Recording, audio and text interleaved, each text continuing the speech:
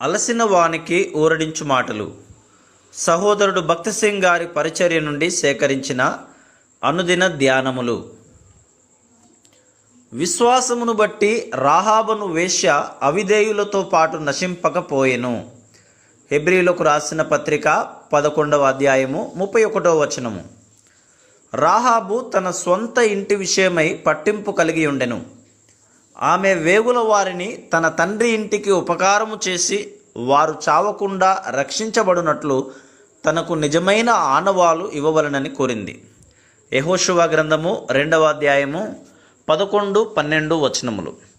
ఆ విధముగానే ప్రతి విశ్వాసి తన ఇంటి వారందరి రక్షణ కొరకు అపోస్తలుల కార్యములు 16వ అధ్యాయము 31వ వచనములో ఇవ్వబడిన వాగ్దానమును కోరుకొనవచ్చును.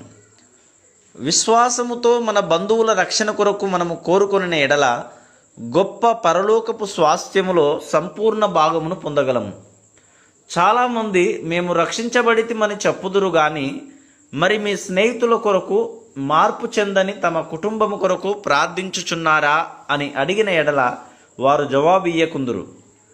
బంధువుల రక్షణ విషయంలో కూడా మనము పట్టింపు కలిగి ఉండిన ఎడల స్వాస్థ్యములో మన సంపూర్ణ భాగమును పొందగలము.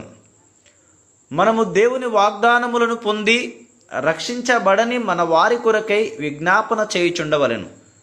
మన ప్రార్థనకు జవాబు పొందక మునుపు మనము చాలా కాలము కనిపెట్టవలసి వచ్చును. కానీ మనము అలసట చెందక మన ఇంటి వారందరి విడుదల కొరకు ప్రార్థనలో కొనసాగవలెను. అప్పుడు రాహాబు తొగరు ద్వారమును ఆ కిటికీకి కట్టెను. విశ్వాసము ద్వారా ఆమె రక్త ప్రోక్షణ క్రిందకు వచ్చినదని దీని అర్థము.